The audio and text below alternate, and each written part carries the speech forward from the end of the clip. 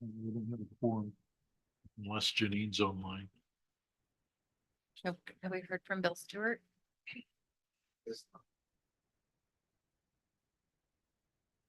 Well, it's gonna be a short meeting. Kevin Schroeder. Oh, we could still, you would. We'll appoint an alternate and that's three. You would have is to it? appoint me, yeah. Yeah. Then we can carry on business. Hey. Is that one of the committee members under a different, not sure if that's a Gene maybe, but Kevin Schroeder is online, but that's. Doesn't ring a bell. Huh. Schroeder. All right, well, it's 3:30. Why don't we start? Call this meeting to order? All right, pledge of allegiance. I pledge allegiance to the flag of the United States of America and to the republic for which it stands, one nation, under God, indivisible, with liberty and justice for all.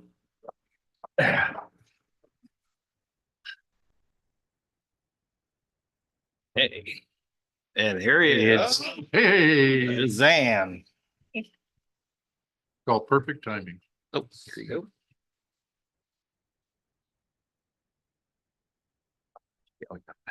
Okay. Well, welcome. Let's do the roll call. Bill Shute, present. Bill Stewart. Here. Hayden Hamilton. Here. Janine. Nope. And we will not need alternate. Okay, any member of the public? You said there is somebody out there? Okay, great. If at any point anyone would like to ask a question or make a comment and have joined this meeting with their computer, they can click on raise hand button located at the bottom of the screen. We will be alerted that they would like to speak. When called upon, please unmute the microphone and ask the question or make comments in no more than 3 minutes. Those who have joined by dialing a number on their telephone will need to press *6 to unmute themselves and then *9 to alert themselves that they would like to speak. A slight pause will also be offered at the conclusion of each agenda item discussion to allow public members an opportunity to make comments or ask questions. Okay. Item 5, seating alternates, not required. Item 6. Do we have any additions, deletions, amendments to the agenda? Staff has none. Okay, None. nope. Okay, everybody should have the November 2nd, 2023 minutes in front of them. You could take a look, and then if I could have a motion to approve. I'll make the motion to approve unless someone has a. All in favor? Aye. Aye. Okay. That minute, the. Oh, Hamilton, did the motion. made the motion and seconded by Stewart. And it was Bill, is your unanimous. mic on?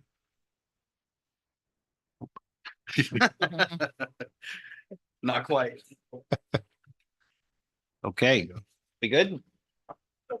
Mhm. All right, moving on. Item number 9, general manager comments. Hello, Mr. General Manager. Hello and happy new year. Some things to report, some things you already know, but since our last meeting, a few big items regarding the detachment occurred.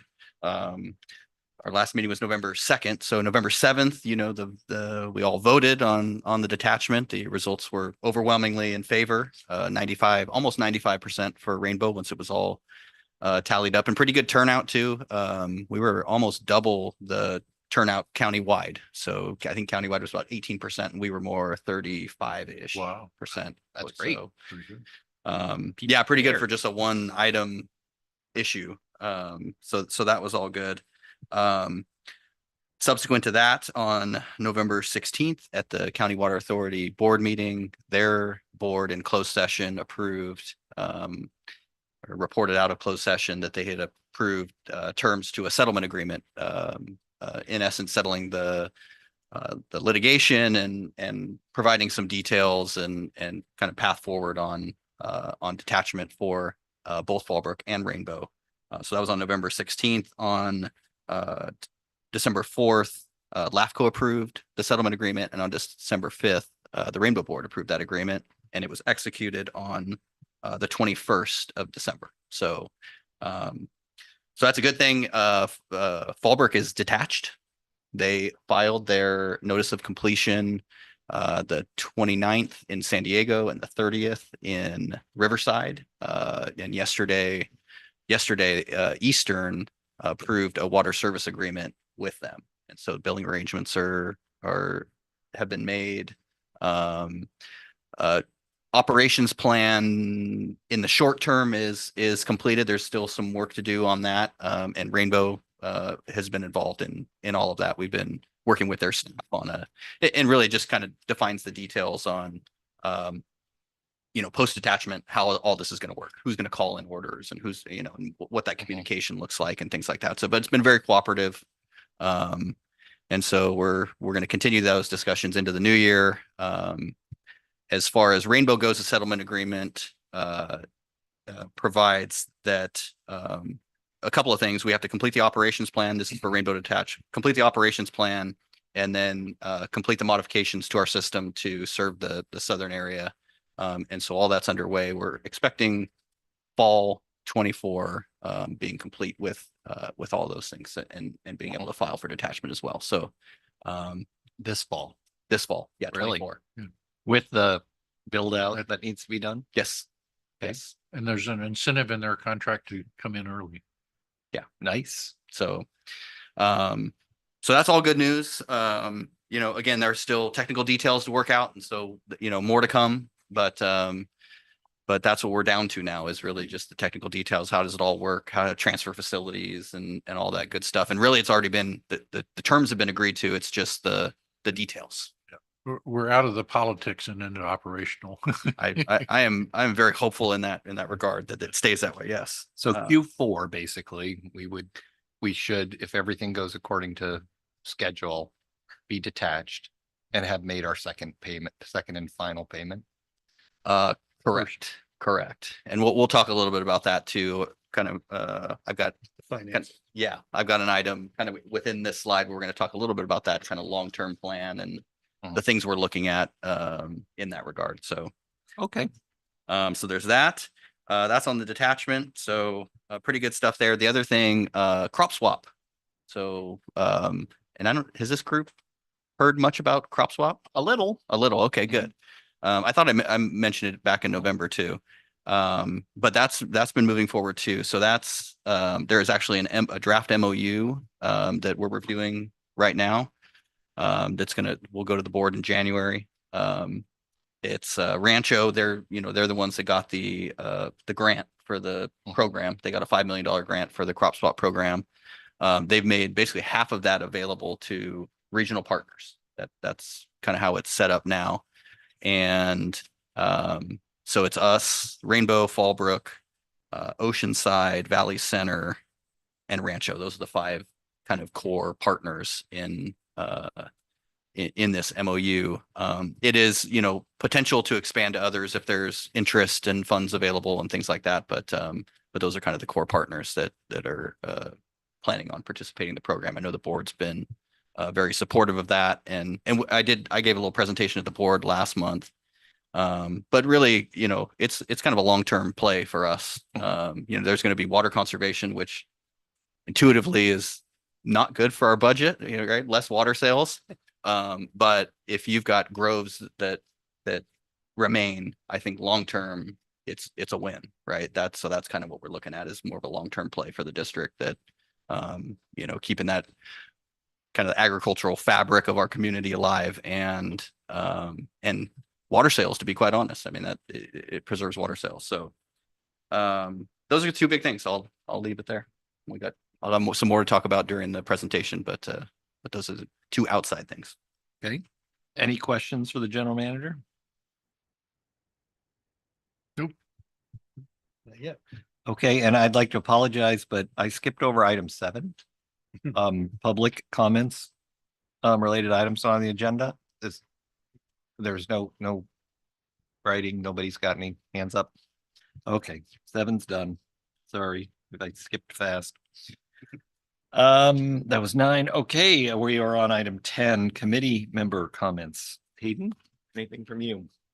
I don't have any specific ones. There's a general one in which we're looking at amending the administration code to change committee membership participation. Right now, you must be a resident of the district as opposed to a ratepayer of the district, which precludes some of our growers who would potentially like to participate in the committees that they can't. I think. You know, there would be attendance requirements and things like that put in so that they just can't put their name in the pot, type thing, or participate by phone all the time or by Zoom all the time. So that's under study. Okay. All Just, righty. I have a comment. Okay, Bill? It's just congratulations to Hayden, particularly with his start to now. fealty to the district, its ratepayers, and this whole proposition that we try to save the agricultural nature of our community, and all of those who are employed by it and all of the economics of it. And its potential for, essentially bolstering the whole community in so many ways. Thank you, Hayden. Thank you, Jake. I know, that's It was a team effort. Negotiating with the water authority to finally get them to make some sense out of this whole thing. They didn't win. And they they really should never have had a shot. And yet we had to put up with 4 years of obfuscation. I think is the right word. Polite way to say it. So and the same thing, goes to the balance of the board, and their steadfast support for this all. It was not easy, and there were so many moments that were just, looked like defeat in the face, and yet, the outcome has been assured. And I know that neighbors of mine and people I know involved were very with this outcome. And Now we have to deliver. yeah, we do.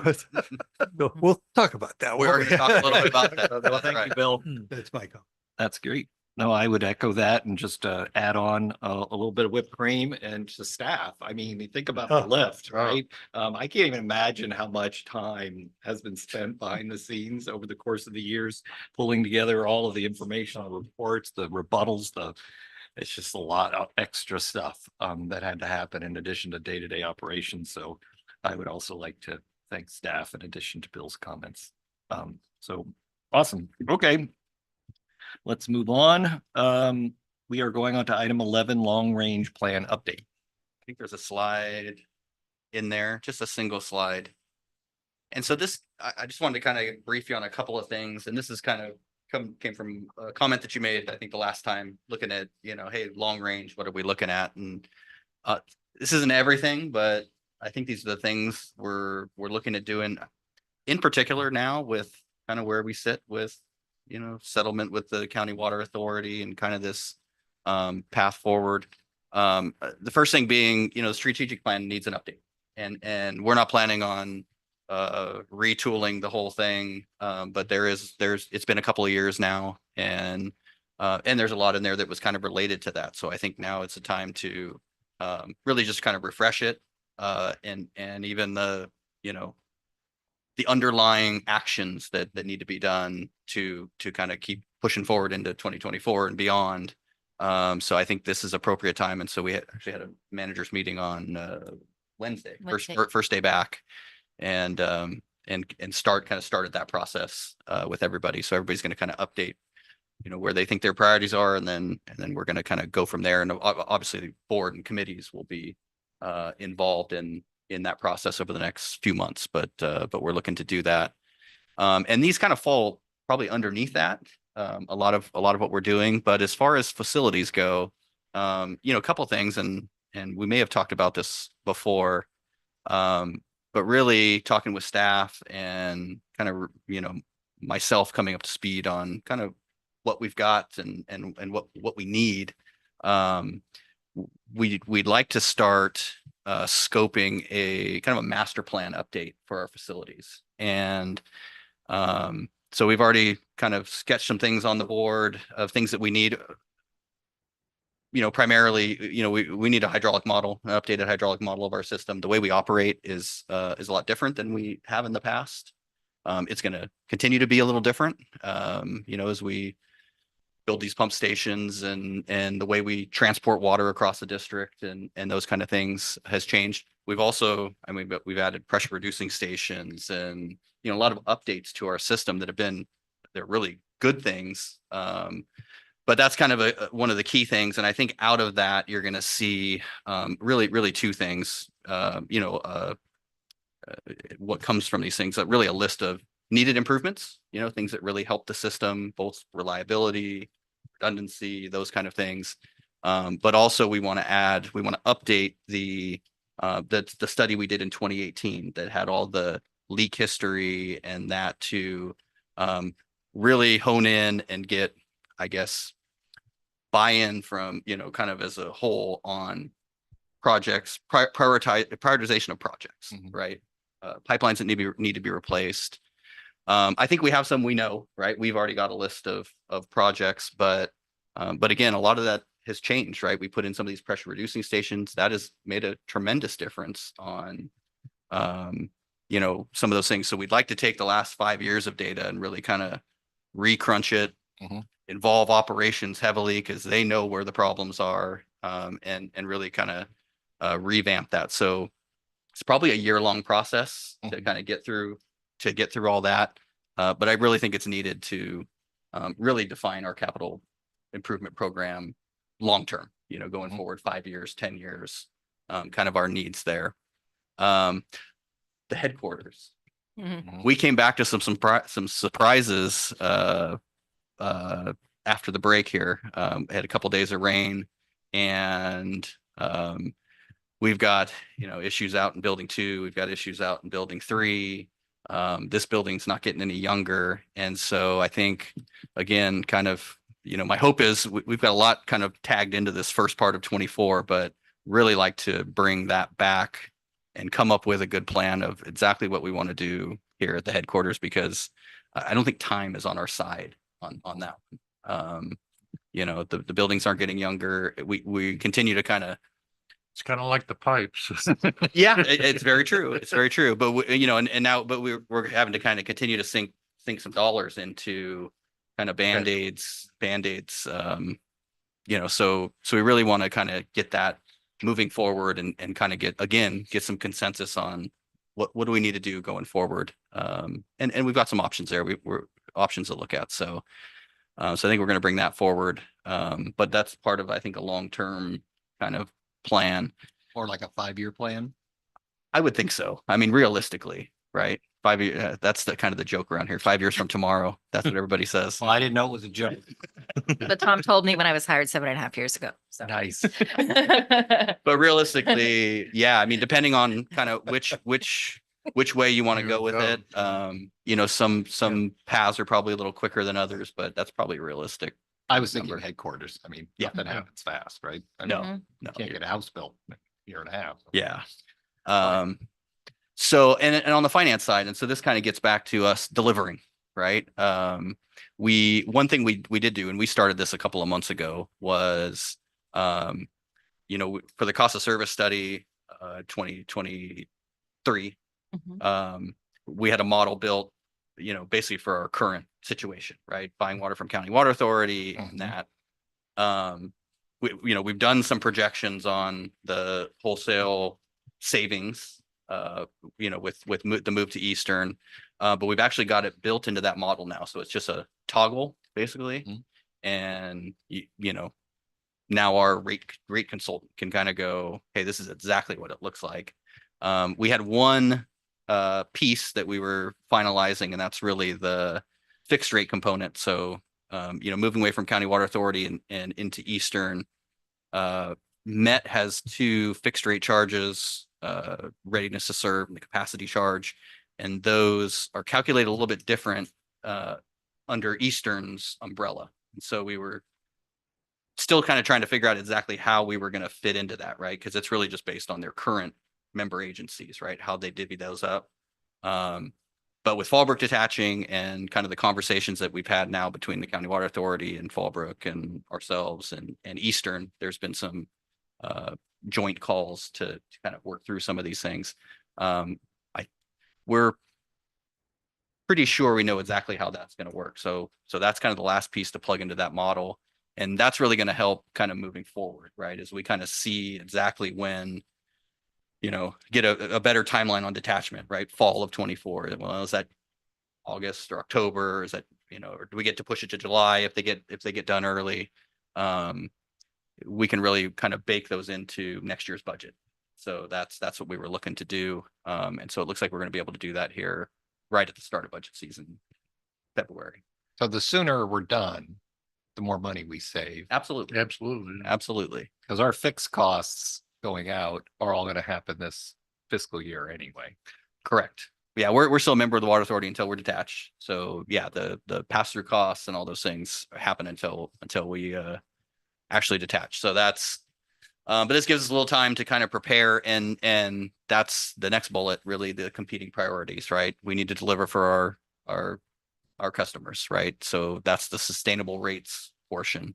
How do those savings, the savings that we see, coming in fiscal year 24, 25, how do those get passed down?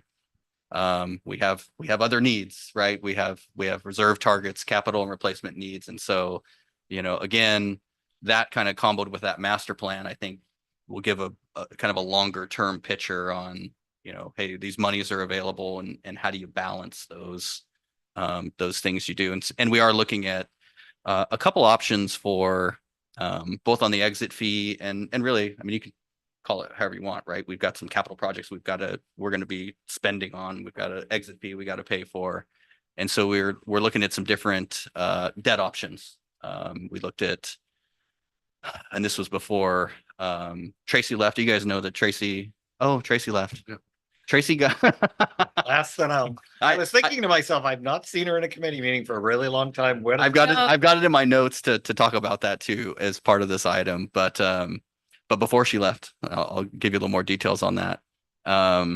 We did an RFP for just some standard kind of bank loans. Kind of shorter term, like 10-year kind of things. Sure. So we have a couple of options on that. We actually got responses, and yeah, we can do this, we can do that. Interest rates aren't great, but 5.5%, 6%, kind of interest rates. But we also wanted to look at kind of more long-term financing. So, doing a taxable bond sale, municipal bonds. And so we've got a firm that's looking at that for us. They've already kind of laid out, and you don't have to pay them anything unless you actually do it. So which is a great thing. So they've already laid out a couple of options for us. They had a couple of things they needed to refine. They included some things that didn't belong, and they don't know Rainbow. So we had to so they got a few things they need to refine, but they gave us kind of an initial look of, a couple of options you could look at if you want to do something longer term, 30-year financing exit fee or capital improvements and what that would look like. So again, as we kind of move into budget season, those things will become more prominent, and especially as we get towards detachment, how do we want to handle those costs? So as far as Tracy goes, she got the CFO position at the San Diego Port Authority, which is a very big position. Very big. Yeah, she's got 50 staff and 4 directors under her, and had like 600 applicants that she competed against. And so That's great. yeah, we really wished her well. I mean, that's just Sorry. an opportunity for her. I don't know if you call But it lousy commute, right? lousy commute. No, she can do it on the train. That's true. It's really easy. You Is park at Oceanside and jump on the train, and you have an hour that you can work Yeah, it's true. because they've got Wi-Fi on the train. Wow. Well, good for her. Yeah, Well, so we're happy for her. We recruited, I mean, as soon Her as. last day was December 1st and we had a signed off for December 15th Yeah, for a new CFO. we So- did. So we have a new CFO coming on board. His name's Rick Aragon. He's coming from, he's a director of finance currently at the Coachella Valley Water District, which is a very large water district. And he's yeah, top notch. The board had the opportunity to meet him at the Aqua Conference and Jake had given us a heads up, so we put a full court press. Oh, up. nice. And I think it worked. It helped at least. Yeah. So we Is he around here? He lives around here? it lives in Marietta. Yep. So that was obviously a huge benefit to be a little Yes, it closer to doesn't home. hurt to be a newly minted Cinderella. Yeah. You're out looking for staff. Yeah. Oh, that's great. Well, big changes. Well, Yeah, well, so he starts great. January 22nd. all right. Well, the committee will expect him to come say hi. Okay. Are we going to engage the temporary individual as a consultant? Oh, We also, she actually ahead. started last week. So she was one of the other top candidates for the Oh. CFO position without the water experience, but she was willing to fill in. So, you know, some of you may know that Renee, our accounting supervisor, is going to be out on maternity leave at the end of January. So Lauren started last week and she's going to stay until Renee's return. So we really got two really top-notch people Oh, it's fantastic. from that recruitment. Yeah. She's the former CFO for Sandag. Or not the CFO, but she was a director Director of I think Finance. too. Yeah. yeah. What's Lauren's last name? Warrem, Warrem. Okay, wow. Lots of new faces all the way around. That's right. Mhm. That's right.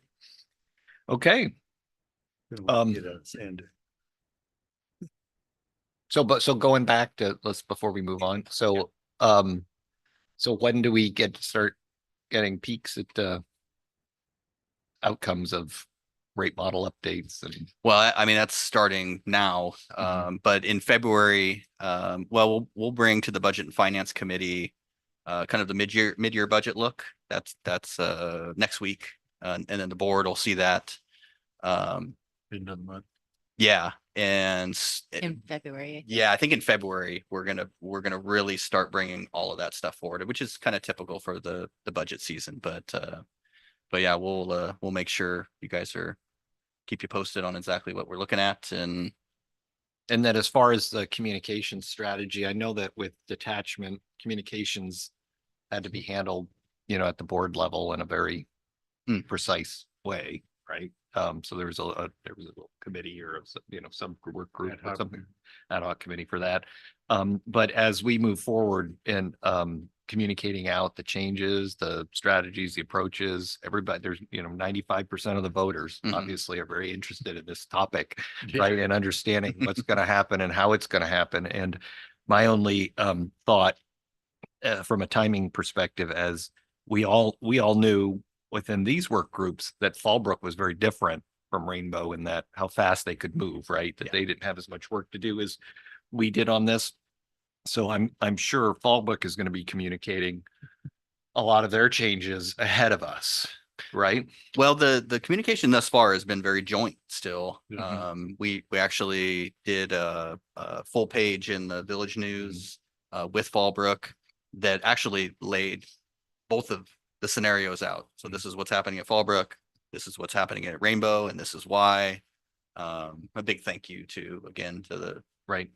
ratepayers and that, but so far that's how it's been. And I guess I'm getting to the brass tacks of rate model updates and how things are Yeah. handled, like I think fixed some of the fees. questions that you're getting at are probably going to be covered under item 14 Okay, on our agenda today.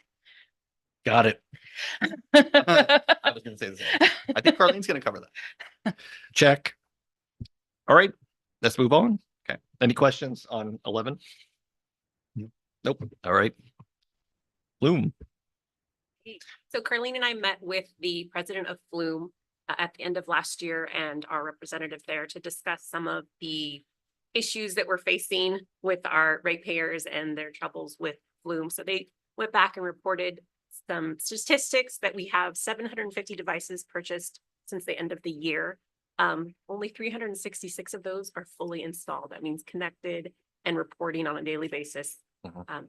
55 started and then stopped somewhere along the way, but 195 are completely reporting. So the 366 means they're fully installed. Some of the devices have been taken with our ratepayers who are no longer in our service Yeah. area. Oh, they left. Yeah, they left and they took their device with them. And They then didn't realize how others are- valuable it is. Floating out there. So to resolve some of these issues, Flume has been working very diligently to follow up with those who needed a replacement of the outdated Flume 1 and are now offering the Flume 2 at a discounted rate.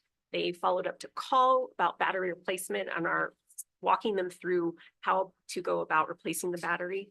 And they're also following up with customers on the Flume 2 devices that have completely stopped working, and they're replacing those. So we have Flume 1s being replaced with Flume 2s, and those Flume 2s that were purchased within the past 18 months, they're going to replace completely. Add me to that list. Which one? Flume 2 no longer Flume 2. working. Oh, really? Yeah, They've had some software. I've had it for updates and- quite a while because I got one Early. when I was a director. Yeah. Still, That's early. Flume 1. Yeah, I got the Flume 1, then I got the Flume 2. Two. They replaced it, and then that stopped working at one point, so haven't been able to reconnect to the internet. And that whole thing, so Interesting. now I bought a battery and installed that, but after I put the battery in, still haven't been able to get it connected. But you didn't have to do all those screws. No, you didn't have to do the screws, the 300 Well, teeny screws. I'm guilty. I'm one of the 32. I'm still on Flume 1. I see no reason to go to Flume 2. If it working. And my 12 screws are now down to 10. That's enough. So Well, those are the items that Flume's really working to help us out with and contact those customers to make sure that we're doing everything we can to keep them using Flume and then replacing their devices. Okay, and out of the 750, excuse me, based on the 750, how many did the board originally approve funding for? 1,000 units. Yes. Okay, So we're about 3/4 of the way there. and it's still open? Still open and available for ratepayers who want to take advantage of that. We Okay. had someone come into the lobby right just before our meeting started to inquire about receiving a Flume device. Oh, great. We did explore. I have a question. I don't understand fully installed, but only 195 are fully connected. So there, It's kind of what Bill had mentioned. There's issues with Wi-Fi connection. So because we are such a remote rural community, Yeah. they're having difficulty with maintaining connection to the bridge on their meter. And that requires some troubleshooting. So they have customer support through a chat. And we have come up with some solutions on our end to provide better service for them. And that's actually on the next slide. yeah, you're gonna talk about the installation that Sure. we, So I worked with Josh and he came up with a Yeah. couple of the most common questions that our team has received. And those include Wi-Fi connection and compatibility with the device. And the number one is actually customer service. They often call us, so Josh can speak for that. Because they don't have a phone They number. don't have a phone number. Yeah. Yeah, it's all email. And they don't want to do Yeah. chat. Chat's so easy. Chat is so easy. I know a lot of people don't like chat, but they're just like that on Yeah. the chat. Flume offers chat, but our customers prefer someone on the phone. A live Yeah. person, yeah. Okay, To help alleviate some of that stress, we have new Flume YouTube videos on our website to help the visitors, with installation and connecting through Wi-Fi and then battery replacement. Then we also have a link to their customer service chat to set up either a call or a chat. and the battery replacement is for both 1 and 2. It's for Flume 2. Okay, We have a Flume 2 video. for okay. And we did explore I think when we presented some of the statistics back in November, the committee wanted us to explore, how could our staff help with the installation for a fee or something like that. And we did talk to our meters crew and they really don't recommend that we go that direction because a lot of the challenges have to do with setting up the Wi-Fi and things that would require entering the home, which we don't want to start doing that. They're very uncomfortable doing that. What we can do and have done in a few cases is if the meter is in a place that's really hard to access or hard to find, we'll go out there, we'll meet the resident and help them find the meter, help them access it and that Help part of it. install them. But the Wi-Fi part is the part that we really, we really can't help them too much with that part of it. And are they still requiring you to, when you strap the Flume device onto the meter, that you take a picture of the meter reading and send that in so that they can do a calibration or anything like that? Do they require that anymore? I'm not That sure. wasn't mentioned. I in never there. did that. Yeah. No. Special. Okay. Yeah. that what they had? Yeah, and I was But getting you had some weird- calibration issues. Yeah, I was having some weird readings too, but okay, I thought as part of the installation, you were supposed to like take a picture of your meter or something. And to verify it selfie. was, it doesn't matter. They don't do it now, it doesn't matter. Okay. Well, that's great. I think those additional support how-tos is good. And I get people like to talk to people on phones. Let me say, and I think we had it in our communication plan to have some testimonials to promote the Flume over the next year. I mean, I don't know why all the customers aren't on it, to be honest with you. I mean, yeah, there are technical issues in general, but detecting a slab leak is a pain in the, you know what? And this thing would tremendously Would help. find it right away. I love it. And I'm probably one of the people who's supposed to have written a testimonial and I haven't. 2024 New Year's resolution, right? Testimonial. Testimonial. Yeah, it's yeah. Okay.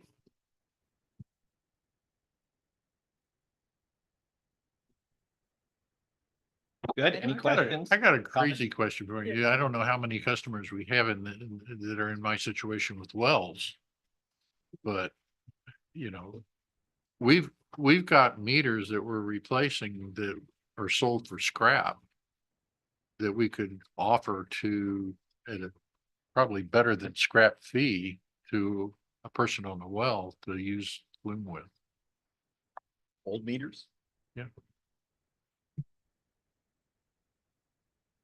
We don't have a lot of old meters anymore. Not anymore, not anymore. Whenever, Yeah. but, it's just a thought. Yeah. that It's a way to recycle meters that are, you know, essentially going to scrap, but are still valid. And a well person doesn't really care whether it's down to the ounce.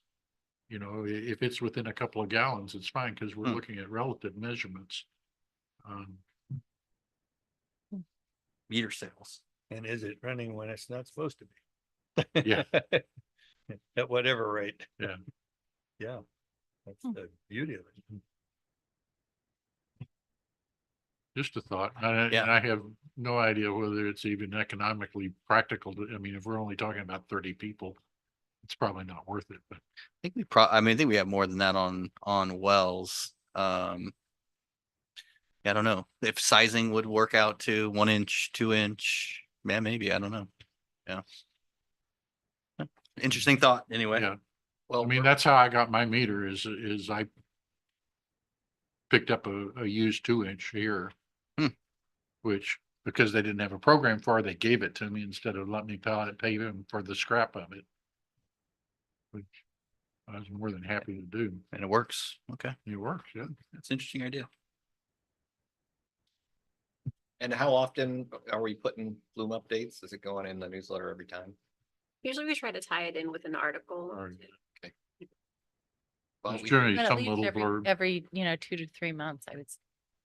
Well, we should definitely try to get another 250 on the books, right? Hey, I think it's, whether it's this technology or something similar, I think it's invaluable to our ratepayers to know when things are going. Closeout sale. We'll actually charge them 30% more. than Well, They did just the, bought did it the now. president of Flume say well, whether or not they would, Extend the program? or do anything special to try to jack up and move some more units that could potentially offset. I'm not sure. They Just- wanted to increase our rates and I had to remind them that we had a contract for 1,000 that we hadn't exhausted yet before they can change our rates. So, Advantage of being an early adopter is you got very favorable terms. yeah, Okay, so. yeah, we were the first. They're trying to the go very- the other direction. $20 cheeseburger, got it.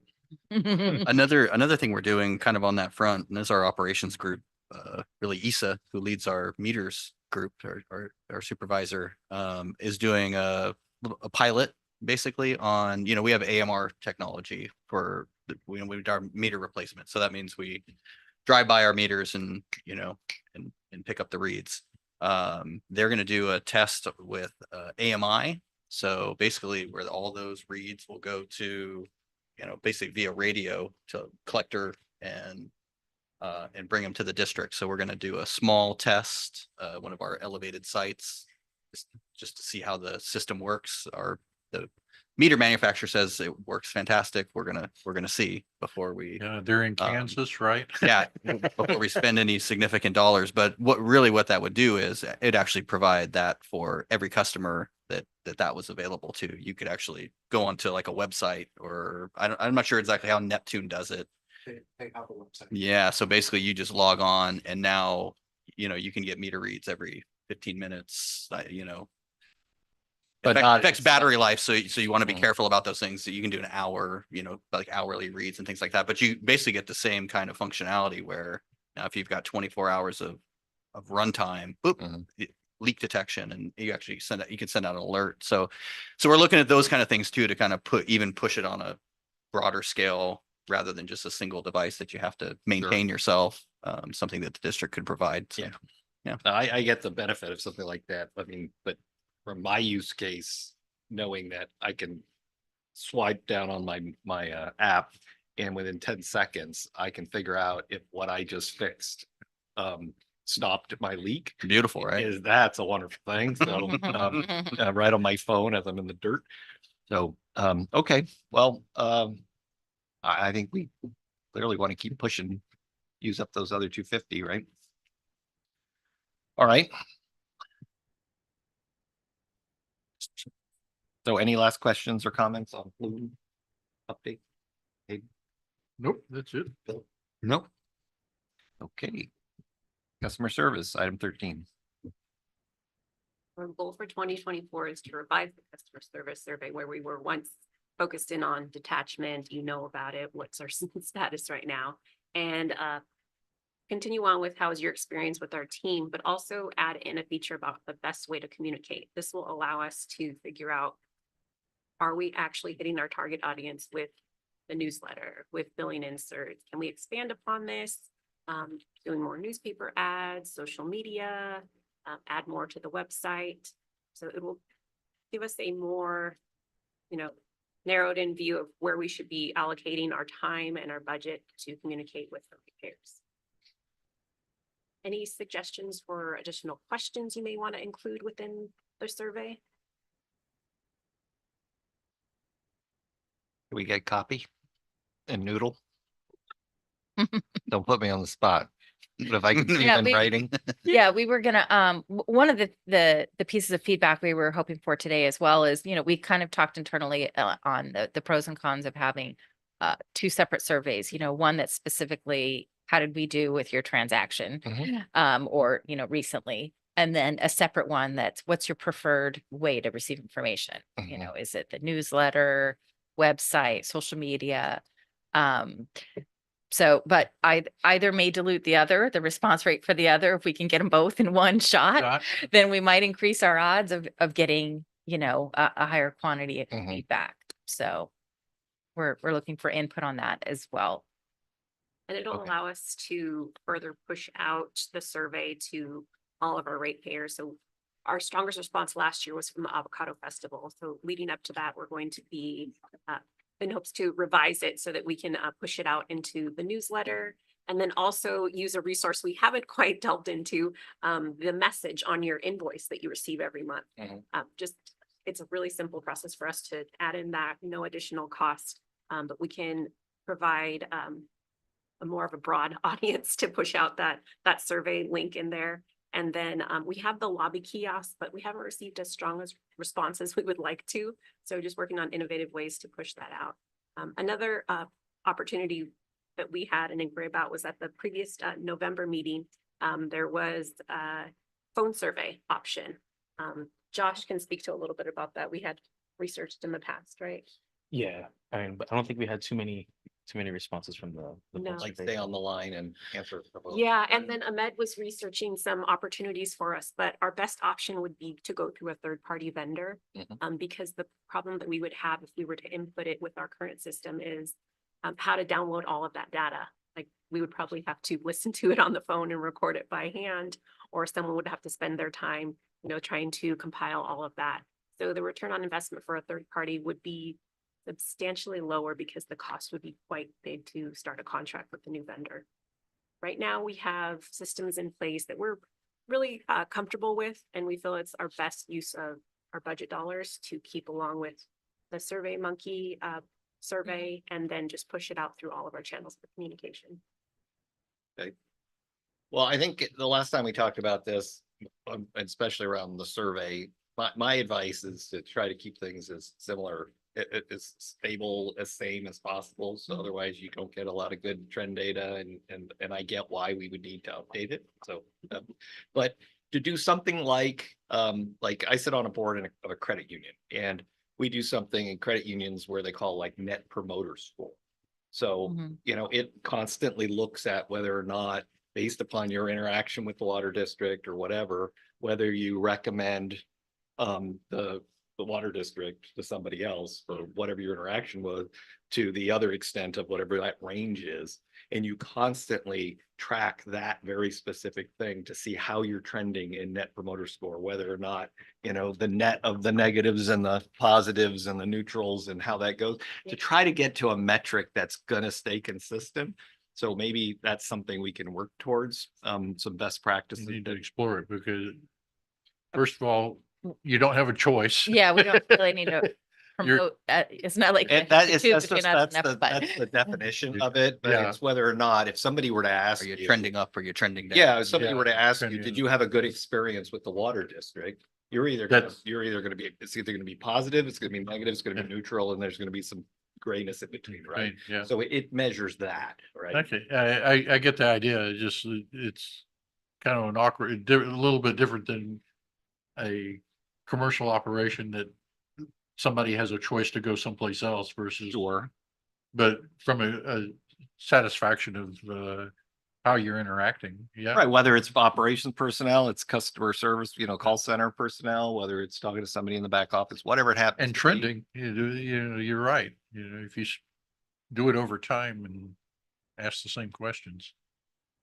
And so if there's anything in water districts where they do this kind of surveying and trending, to see what other districts have That you're done. doing. And then even better yet would be if there's anybody out there that tracks what the percentiles are, to say, a district of your size, the typical score is 86, right? Or, water district, and this thing is 86. And then if you're 10 points below it, we could set a goal for the next 5 years. We're going to try to move, from 76 to 86 in our net promoter score, and get from 86 to 87 could be a huge lift, right? And so you're happy with being, where, Being average. or whatever anyway, that kind of a thing. Happy with being But to average. standardize a couple of these things that are a numeric thing that we constantly track is Good my idea. feedback on this.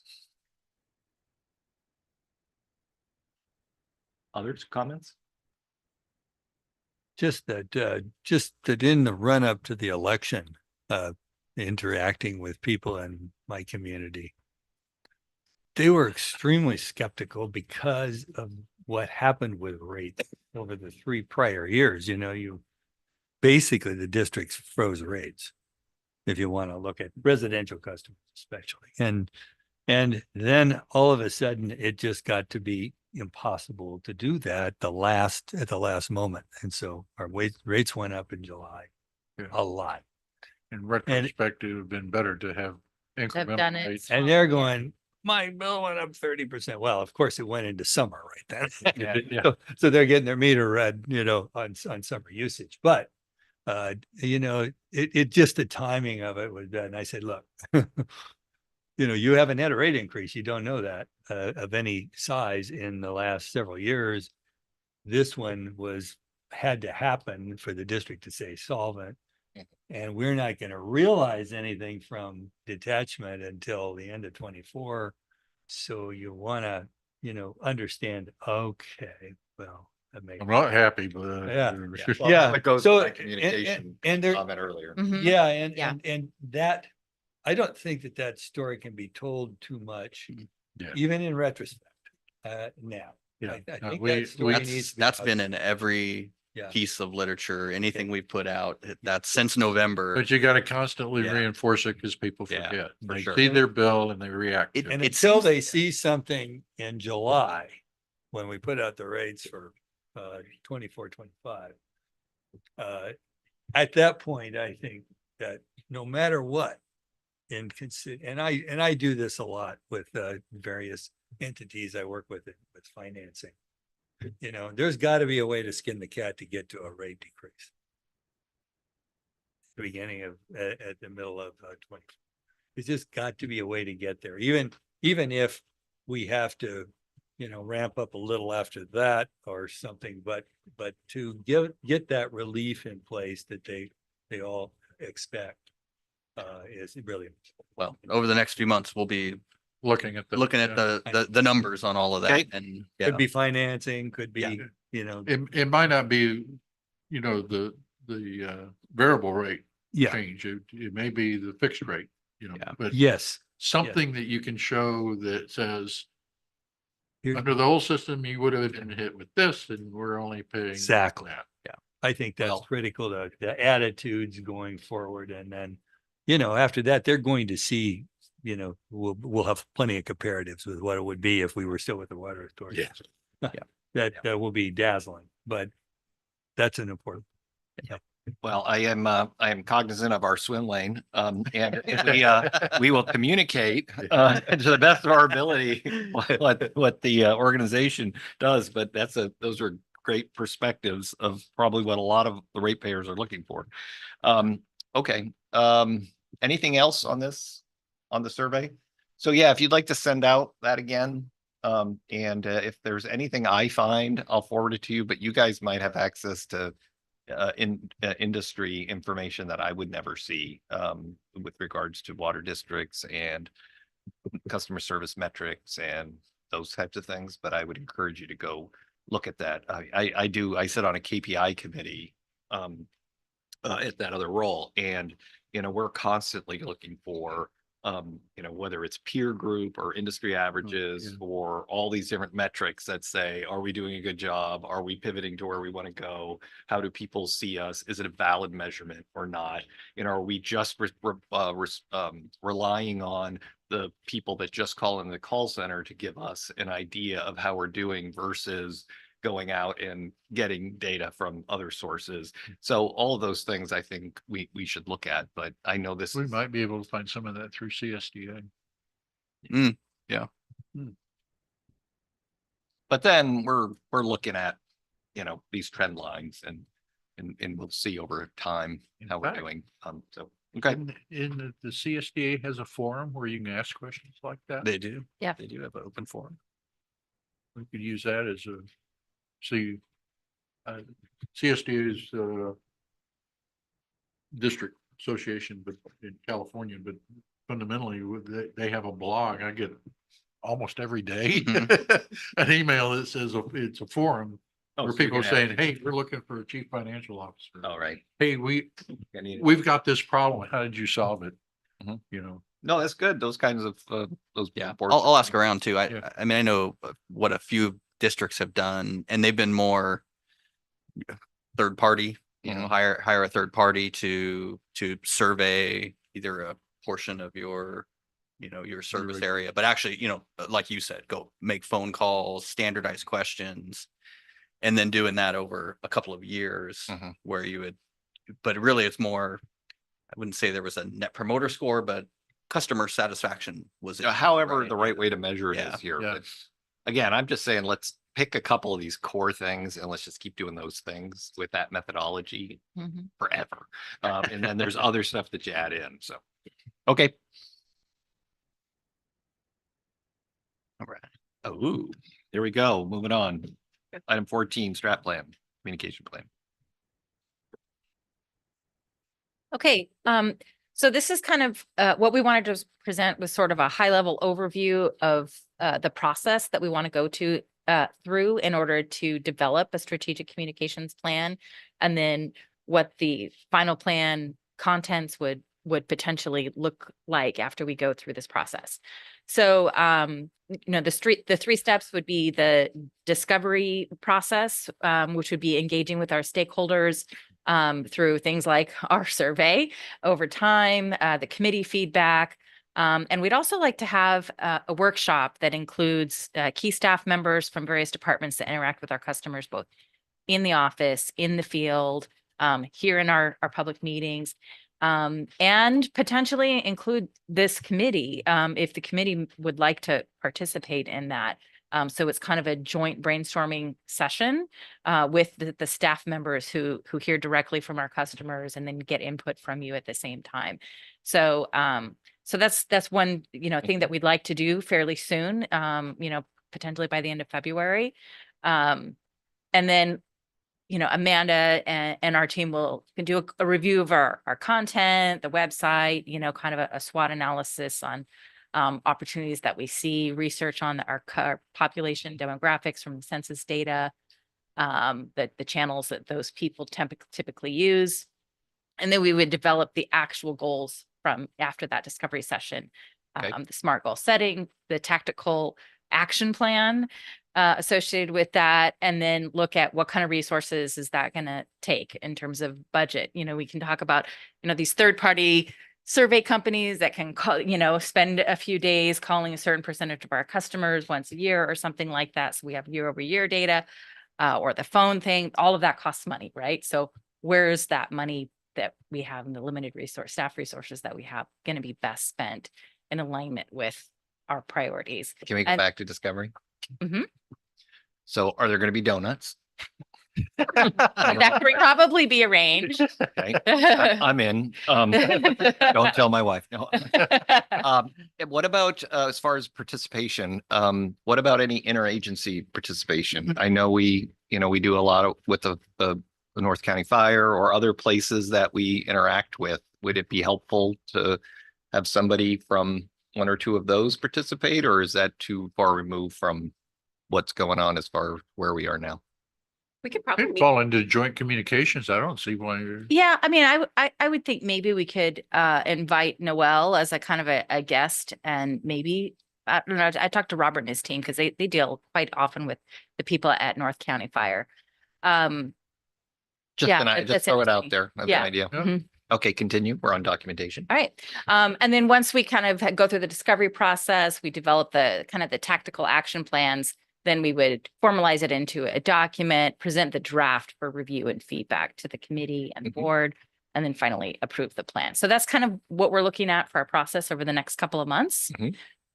And go forward. And then the final kind of outline of what we think the plan would include is, these are the basics. What are our desired outcomes? Do we want to, move the needle if we're using a net promoter score from X to Y? Who are the target audiences? Are we specifically talking about residents and ratepayers, or are we also wanting to be messaging towards our peer agencies and elevating our overall reputation in the industry? So identifying those target audiences, what are the messages that are most important? Obviously, detachment and what's going to happen next is a big part of those key messages, but what other key messages do we want to make sure we're including? What is the timing of those or the channels that we want to use based on who those audiences are? And the kind of the meat and potatoes is going to be the how. So this has like what the tone and voice is going to be. There's lots of agencies that, especially on their social channels, they use a very fun voice. Some of them even have a mascot Drippy. or yeah, Elsinore Eddie. EMWD has a really cute mascot, Yeah. So- Mr. Pooh. And then, all the tactical action plans and the resources that we require for that. Mhm. And then the timing, what are the metrics we're going to use to measure? Did we Sure. get where we wanted to go? How do we know that? And the actual content calendar Yep, for yep. delivering the content. So that's kind of what the overall plan would Mhm. likely include. Count me in. And- I'll participate. All right. So Add me at donuts. All good. So for the workshop, please. it would be a separate, separate from the standard committee meeting, because we want to focus exclusively on that. We're going to have lots of staff involved and Sure. do breakout groups. So we have 3 yeses. Hayden, Yeah. I'm sure you would, okay. Problem. We'll do that. And we'd like to get at least one other board member to participate with us. We probably don't want to avoid a quorum, but it would be nice if we could open that up maybe at this board meeting, see if someone wants to participate. As long as you're less than 2, you're fine. Right, Excuse me, less than 3. less than 3. We would So like to they use can draw Google- straws. Yes, Ira, that's the Ju- first person I would. Yeah, Julie would be good, but it'd also be good to probably look at some of the other board members and get them more actively engaged. Mhm. Yeah. Okay, next. And then these are just kind of like examples of what the final document might include in terms of the target audiences, internal, board staff, consultants, primary and secondary audiences, and some of our key messages. And the key messages, we know what their concerns are because the survey that we did do last year included that question on, please indicate the issues that are most important to you. So we already have at least some data. It's not a large volume of data, but we do know that rates are the most important thing on people's minds from that Mhm. survey when we look at the chart. So you can go to the next one. And then these are some of the other kind of examples of the kind of contents that we would Mhm. be looking to. Oh, it's great. So any other feedback on kind of that plan for This is creating? Great. Okay. I'm excited about this. I really good. thought you might be. Oh, I'm really excited about Yeah, this. We wanted particularly to- since there are donuts involved. Yeah, yeah. All right. Yep. So we'd like to schedule this workshop probably sometime between the January and February board meetings. So it's in January. No, between the January and February board meetings. So Oh, board probably in meetings. February. Yeah. Oh, okay. I was thinking. Yeah, because we want to be able to share with the board at the January board meeting, hey, we're working on the strategic communications plan with the committee when I do my committee report, and then ask, if one of them would like to participate in that workshop. Hopefully we'll identify a date by then so we could say it's going to be on this day so they can check their calendars and make sure they can show Okay. up. All right. Okay, So as soon as you can float dates out, yep, we please will do that. because calendars fill up fast. Yep. All right. Well, I think this is great. And I would my prior comments, again, were not meant to spend money. But we're meant to to just suggest some standardized ways to do stuff. Yeah. I'm not trying to have us go out and, hire communication consultants and survey whatevers and all those kinds of things, but there's definitely a lot of ways that as we talk to people, we can have standardized ways to capture information. I think that's good. But all of these channels are going to be important, and to take the strategic approach to this is very productive. So I'm excited. Great. Thank you. Any other comments on item 14? Nope. Item 15, community No. events. I need to take a quick biological break if you will excuse me. Okay. Yep. That affect our floor. I don't think so, unless we're voting on something, right? I don't think so. I don't think there's anything to vote on. Okay, so let's, And if you needed to, you could always seat me because I'm here. So. okay, hopefully we won't be, Temporary alternate. we won't be making any, do we want to just? Yeah, I think the rest is just information items. Yeah. Okay, well, I think we can keep going. Community events update. So we had we were the recipient of a grant that we applied through MET to help fund our STEM field trips here at the district. So we received the Community Partnering Program grant for just under $3,000, which will help us to purchase all of our supplies, our PPE, all of the engineering plans, highlighters, a few promotional items for students to take home with them. And we'll have to reapply for this, somehow in the future, but for this year, this will cover our costs for the spring and fall field trip. That's great. And I didn't bring this up during my committee member comments, but I'm going to take the opportunity since you're talking about the Metropolitan Water District and field trips. The field trip that we took was it last month? November yeah. to Lake Skinner to the water treatment plant. That was an amazing Cool, right? field trip, and it was so helpful for me to understand more about how our water is treated and prepared, and the infrastructure and everything that's behind that. So that just, I highly recommend if we do something like that again, anybody who didn't have the opportunity to go on that trip to do it, because wow, these kinds of field trips are very important. So that our STEM students at Bonsall High and others would get to do similar types of things. That'd be great. And these grants are available to help facilitate them. That's great. So we have a tentative plan for March 2024. So just before the kids go off for spring break, we're trying to get on their calendar to make sure we can have our next group of students come visit the district.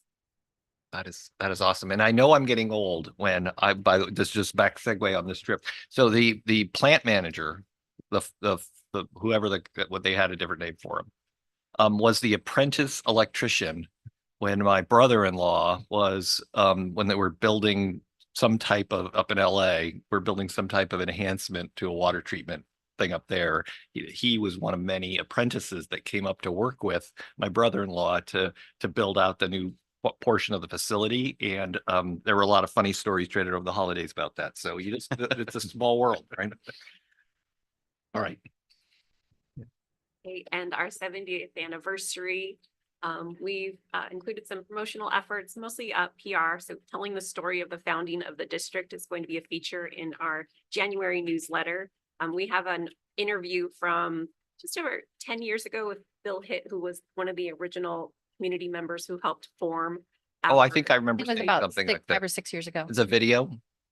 There's a video, but we also had an interview with him. Cynthia Gray had interviewed Right. him some years ago. Yeah, I remember. Yeah. And he had. It was wonderful less than stories. 7 because it was when I was here. Yeah, there you go. Last 5 or 6. There were a few. There was one from 2012. Yeah. And then there was another. I sit. Oh, really? He had some really wonderful, engaging stories about their Yeah. efforts to join the water authority and then to. Well, building it, he has walked that pipe on the inside from Skinner all the way down to the water treatment plant. Mhm. The aqueduct. Mhm. Wow, Yeah, we have in there. kind of fun. Pipeline 1 when it was built, and then to our founding. And we have a feature that includes the proclamation from that was issued. And then Nice. We have a Is he still around this time? He passed away a couple of years ago. Yeah, yeah. last Mhm. number, yeah. Deal. He was 95 when Cynthia interviewed him. Yeah, I think he was about 98. Yeah. Yeah. And then we have an ad, or not an ad, an article running in Village News that goes over our past year, our accomplishments, detachment. We have also Tom's role in detachment, and then bringing in Jake and all of our awards that we received over the past year, our recognition, and that will be coming out in the print issue for today. Okay. The Village News. Is Terrific. that being run as a community service piece or is it a full page ad that we're buying? It's The just a press news release feature. that they're gonna run. It's That's great. fine. Okay. Then we have the brand rollout. So we've slowly been introducing all of our digital assets. We have the new logo on the website. We have it in our collateral materials, which include our digital letterhead, business card. Agendas. All of our templates, letterhead. Yep. So we'll start to see more of that come out. And then we also have added it to our invoices. And then our Flume site, Ahmed added it to our internal, Wasn't it in the last newsletter also? Mhm. Oh, yeah. yeah, we had a feature in the newsletter. We're still working on bringing all of that stuff in. Okay. All right, anything else on community events? Any questions, comments? What about Avocado Festival and things like that? That's April. timeframe? Yes, I think that's what, April 25th? First.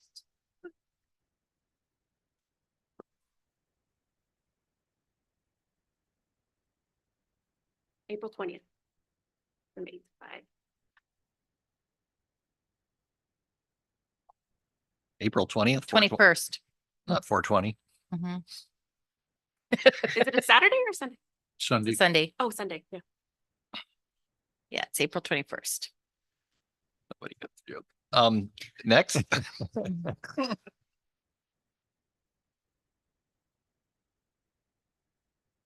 Okay, we have newsletter content planning. So since our last meeting, we put out the December issue and then we're working on finalizing the January issue. In December, we had an update on detachment, the post-election, results and where we stood with the lawsuit and how we are going to be moving forward in 2024. There was a great quote from Jake giving our ratepayers reassurance of where we stand right now and what we need to do to move forward with detachment. We sent out a notice for the Division 3 board vacancy and had a feature on the 70th anniversary, as well as to watch out for agency imposters. There were several reports on North County social media sites about some customers receiving visits from people who claim to be from a water agency needing to come into their home to inspect, purchase some sort of water insurance.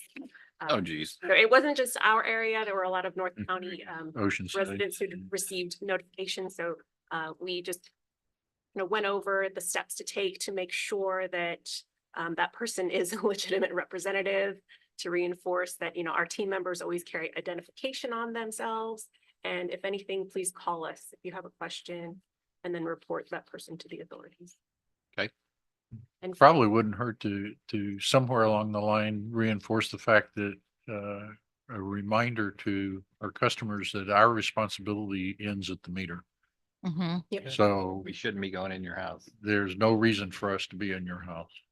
we had a few sentences from Robert, our operations manager, to include that information. That was a good piece, by the way. And then for January, we're going to have the history of our founding, some tips on flood readiness, and then promoting the water awareness calendar with our North County Agency Commission. So we're going to put out have these lovely little Mhm. flyers here. They're going to be distributed to the 4th grade classrooms for our 2 local public schools. And then we're also going to allow homeschools or charter school students to pick up a copy of the contest form here at our lobby office and then have it online for them to print. Okay. Excellent. Okay, and planning, looking forward for February, we're going to continue our campaign for Flume. 250. We want to link up those videos so to let people know we do have some troubleshooting tips in place for installation connections to Wi-Fi. We're going to be working with engineering to give an update on our capital improvement projects. Just an overview of picture of the status of projects you may have seen out in the community, their current anticipated completion date. I think especially the ones that are tied into detachment, explaining about what those are gonna do, and how For those sure. are gonna make detachment work for everybody. Yeah. Yeah. Probably the lift station and the pump station. Well, that lift Yeah. station, I went by there the other day, was going to the post office, and man, that is a nice looking, that wall with the little fancy stuff on top. Yeah. I'm like, that's nice. I remember that was a big hole in the ground. But the pipe they're laying right now is only this big. I thought it was a sewer line. Is it small? Yeah, I didn't, It's this is like the one 8 coming, inch. this is one coming over from I don't know. They're trenching right now and Yeah. the pipe that's laid out there. I was just at the post office this afternoon. and Well, we it- should hope that the pipe's the right size. Yeah. Yeah. It must not be gathering much flow. Yeah, Well, maybe just the it- complex. Are they moving or replacing a water line in that area as well? I don't think so. Yeah. I don't think so. Should be a green pipe. This is blue. Oh, bluish. that would be a water line. Maybe they are. Maybe they're off, Chad. I'm not sure. I don't know. Anyway, I was going to ask Robert or somebody about it. Yeah. Not terribly important, but I That thought sounds like a water line. it looked like a water line to me, but I thought Yeah. they were supposed to be working on sewer. Well, they might be piggybacking in the Yeah. trench. Yeah, maybe Could be. there might have been a little water relocation or Okay, something. that's fine. Yeah. It seems to me there is a water line in that area, if I remember right, Yeah. because there used to be a feeder that came down through the thoroughbred development And across the that we bridge. abandoned. Yeah. But anyway, And then for March, we have these tentative subjects to cover our backflow devices. That's a big area where we haven't quite updated the website. So I'm going to be working with our meters team to try to, give some quick bullet points on when to call us. What is a backflow device? Why am I receiving this charge? Just to, give transparency to the rates and what we're, charging them for. Do we have any metrics that we could share in that conversation with regards to the number of or even just referencing out, the number of ratepayers that maybe had decommissioned theirs or downsized their meter or, didn't, the money they saved by not like fixing their backflow device and went through the process to certify that they're okay not to have one anymore based on how they're using their property. Some reference to that, because that is a savings, right? People immediately say it failed, so I've got to go out and spend this money rather than thinking about the other options that they might have. So if a dozen people did it last year and that dozen people saved, $250 a piece or something, that's Mhm. those kinds of things, little use case examples of, Yeah. a lot of your neighbors, went through this assessment process and were able to, avoid spending Costly repairs. and- costly repairs to keep it up, keep something up to date or functioning that they no longer need. Make it real, I guess is what I'm saying. Yeah, work with our team to research that and report in there. That Something. would be helpful. Okay. Then we have planting for spring. Met has a list of their top 50 water-friendly plants and then their turf replacement. So work on pushing that messaging out. A call for the calendar contest. The last day to submit is April 1st and we'll receive them here at the district office. And then please excuse my typo here for the incorrect date for the Avocado Festival. It is Sunday, April 21st. We'll invite everyone to join us, not the day. Not before. April 1st. Not 420. Okay. Yeah. And we'll probably need to add something in there about crop swap if we get that, MOU approved with yes. Rancho. Because I know we've got people who are very anxious to see if they can get into that I program think we probably add that February. in if we- February. If we get the MOU approved in January, yeah.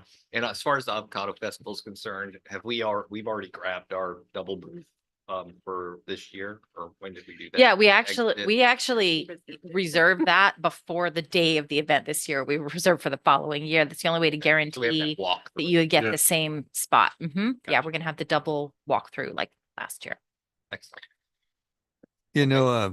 Anything we can do to make people more aware of the Met programs. I know our association both have been reimbursed for turf removal and has now we've replaced 8 irrigation controllers with yeah. a satellite uplink. And they paid about a third of the cost. Yeah. For, those are expensive, and a lot of people with ranches have, similar systems that if you invest in the new control system, they will reimburse a portion of that cost. Mhm. So it'd be great to be a conduit. They don't, Met doesn't run around advertising. advertising Sorry these about things, that. yeah. Well, they So- expect their agents Yeah. to do. Yeah. Yeah, and we've seen other agencies do that, have webinars specifically targeted to HOAs and what they can do to. Yeah. We've got quite a few now, and they're getting and more and more. Well, I would also just like to, given the avocado festival and how much traffic is there, from a Hmm. content creation and from a brochure, whatever. I mean, I was just going, cleaning up my, year end, cleaning up my office, trying to get organized for the year. And I found that trifold, I don't know if it was the Farm Bureau or the Avocado, Growers Association or whatever it was. But, everybody's seen a trifold, but it was really well done as far as getting the communication out. And it's just 8.5 by 11 piece of paper, right? So if there are a few of these programs that we can take Met's information, Yeah. add in the stuff that's specific to Rainbow, Mhm. and have a series of 5 or 6 trifolds, and one of them would be volunteering. We really want to, if we haven't created that volunteer for committee trifold, and have a little brochure rack Yeah. that, not a big expense to print them locally here or in the building or whatever. And then so people can grab these things, and get information on some of these programs. That would be great. Yeah, Eastern, actually, we met with the AGM of communications at Eastern is that last week? 2 Fridays ago. 2 Fridays Before the ago. holiday. And they actually have a lot of content, stock photos, and things that they're like, yeah, we share this with, with our Mhm. our wholesale customers. So Yeah, we're slap looking our forward to getting. logo on something that's Mhm. already been, yeah, cool. Nice. Okay. I love to see your articles on our interaction with the high schools, with tours of our facilities and discussions about positions, in the future. I think that we ought to emphasize that we're an employer, and that there's career paths here. And, for kids who aren't contemplating college, that there are skilled positions that can be attained in the water and sewer agency business, and that, everything we can do to get our local kids interested, I think is a really good thing. Not only jobs here, but elsewhere in the industry throughout San Diego, because I don't know how many people are employed in San Diego in water and sewer agency, Wow. but it's Yeah. got to be thousands and thousands of people, and those are unknown to the normal family. Mhm. And so, A lot of them are aging out, I'm sure. yeah, Yeah. Mhm. they do. Which brings a rollback to 15 that I'd like to bring up. We mentioned homeschools. Is there any way for us to determine how many homeschool students are in this area? Because they don't get opportunities at STEM programs. It's interesting. I don't know how we would, other than It's there. too small a community to do an outreach to them, but if But we're going to. there do are independent study, like continuation type schools or independent learning schools that target the high school market. That a lot of times the younger homeschools will transition to a school like that Mhm. so that they can continue to, to do independent studies. So I'm sure we could reach out to those My schools neighbors and went see. from grade school through high school and never went to the college, to the high schools or anything. And I'm just. I have think no there might be idea charter schools. There's a in lot our more district now, as well. right? I mean, I think COVID kind of pushed that in. people realized they could do it, Yeah. and a lot of them stayed that way. I'm actually going to see 2 parents tonight that I know both of their kids homeschool. I'll ask them. Yeah. You know, A lot of I know them they are- have some programs, but Yeah. I don't know how what those Or run. how we connect with Yeah. those programs. And maybe it's just, Yeah. we need to connect with the programs and the programs can do the announcements. Sometimes, if you just went from church to church throughout the community, but 80% of homeschools have some kind of program that they connect to a church organization that then, they share, they will homeschool them on some subjects Mhm. and then bring them to basically to class for science or, technical information, that kind of stuff. And so a lot of times those homeschool organizations are through churches, and not, you don't have to belong to the church, but they offer, Yeah. that support to the homeschool family. So that may be Anyway, one way to. Be find out. interesting to investigate, see if there's a way to do outreach in that area. I mean, if So the the community umbrella is too small. organizations that Huh? the umbrella organization Yeah. that kind Yeah. of facilitates the homeschool programs. Yeah. To be able to get to them, the Exactly. outreach. Okay, got it. That'd be great. Okay. We might be able to check with the San Diego County Office of Education, Right. see if they have any partnerships. Because I think you have to register, don't you? having no kids, I have no idea. Yeah, a lot of, I a don't know lot, a much lot of about it either, to be homeschool honest. students even do it through charter schools. Right, Yeah. right. So, They have Coastal Academy in Oceanside. I know a lot of people Right. use that. But there's a charter Yeah. school organization, umbrella organization Yeah, that, for that, homeschooling. that lobbies for and or helps facilitate charter schools. So I had some friends that have their children homeschooled and they do register with the organization. It could be the Department of Education. Education, But they'll send them the content to Yeah. their homes, whether the books or. yeah. I know their lessons plans have to be approved and things like that, and there's also monitoring. We wanted So to squeeze some content in there. I was thinking in terms of the field trips is, to extend that out to the homeschool Yeah. kids, which it Mhm. accomplishes two things. One, it gets them out of the house and gets in, personal interaction with other people, but it also looks at career opportunities for them too. All right, so that was back on 15. I think we wrapped up 16 and we're moving on to item 17, public communication related media stories. Okay, so we have quite a few stories just from November through December, mostly covering the election, post-election, some opinion pieces. Others were stories about, our overwhelming, voter turnout. We have a feature from KPBS where they were highlighting, what happens post-attachment? Do they receive immediate, lowered rates, come January 1st? What's the difference between FPUD and Rainbow? So really informative. Yeah, great article in the I was like, yeah, Union Trib Sunday 2 weeks ago. It was just terrific article on the attachment. On the lawsuit drop. Mhm.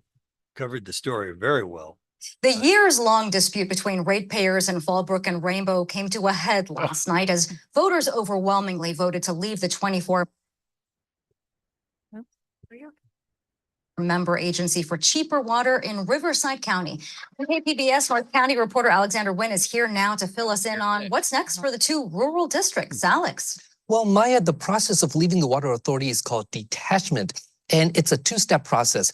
Back in July, the San Diego County Local Agency Formation Commission, or LAFCO, which is in charge of interagency disputes like this, approved Fallbrook and Rainbow's request to leave the water authority. Voters had their say last night, and roughly 95% of them wanted to leave. Here's what Eileen Delaney, the head of the Fair Water Rates campaign, said last night, shortly after the early results. It's a Oh, win I for know the who that farmers who have had to pay astronomical water rates, and they've lost so many trees and so many groves. It's a win for the little guy. It's a win for local control, and it's a win for families that are struggling to pay their bills. According to an independent analysis, ratepayers in Fallbrook and Rainbow could save an estimated $7.7 million a year by switching to Eastern Municipal Water District. Even with this overwhelming result, the water divorce is not over. The Water Authority is suing LAFCO to keep Fallbrook and Rainbow from leaving. Maya?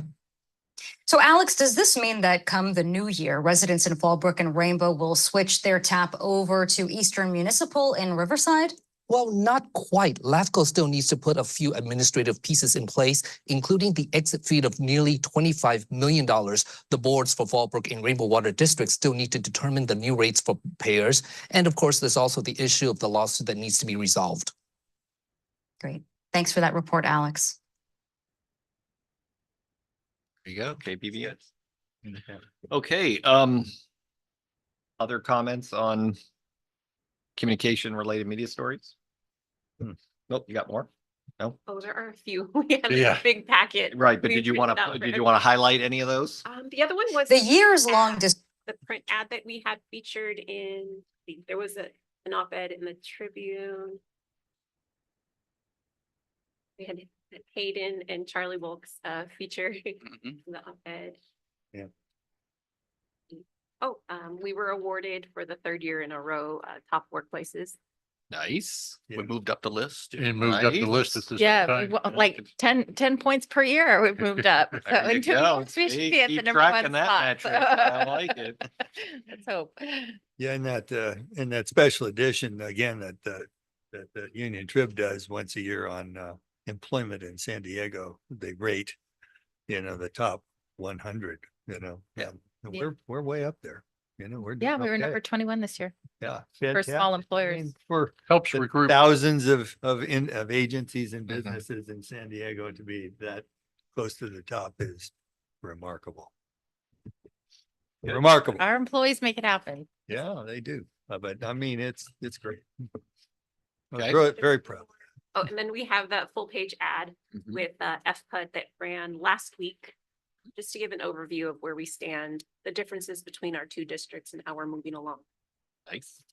And Not yeah, just the that the messaging on that one was pretty much the same messaging and quote as we had in our December newsletter. Okay. It's pretty good. I gave our professional PR consultant that has been helping us our newsletter, and he just poached exactly what we had said. I mean, this is great. Thank you. Excellent.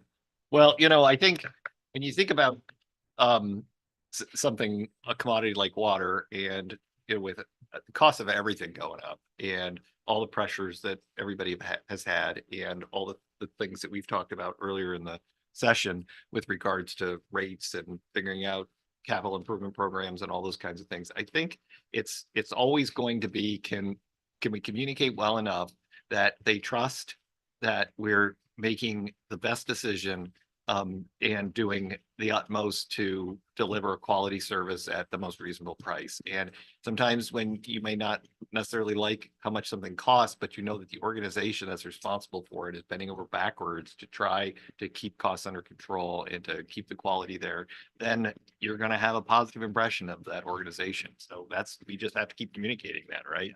So Yeah. that's important. Very good. Okay. Anything else on 18? All right, so the last item here would be items for next month. So what will be ready to talk about? Will the Strat Communications plan? We will have an an update related to that. Okay. Hopefully- If we can get, Probably we might not have had the workshop yet, but we'll know the date and we could talk about anything else that's happening between now and then. Mhm. all right, and then if you provide information on the customer service survey for feedback from the Mhm. committee, that we could get back to you, we can reconnect on that. Will we need a flume update or not? We have a meeting on Tuesday with them, but I don't anticipate that we have much to cover. aside Okay, from so that. no 12. CBD. An update on the long range plan? Any progress there or any specific? We can leave it on there. Okay, Yeah, leave it on there. We'll talk about it in February again. Do okay, you think we'll have enough information about crop swap to do an update there? Oh, yeah. so we're gonna add crop swamp. There you go. Okay, and then we'll keep 15, 16, 17, 18, 19. Okay. I'm gonna give an update on the call metrics as well. Oh, call metrics, good. Yeah. So add in call center metrics. Okay. All right, and you guys will let us know as soon as you can as far as any potential date to make sure that we can. Yeah, it'd be great if the committee can participate, so we'll do what we can there. Mhm. All right, anything else before we adjourn? All right, we're adjourned. Thank you. All right, Thank you. Ooh, 5:02. You've got it.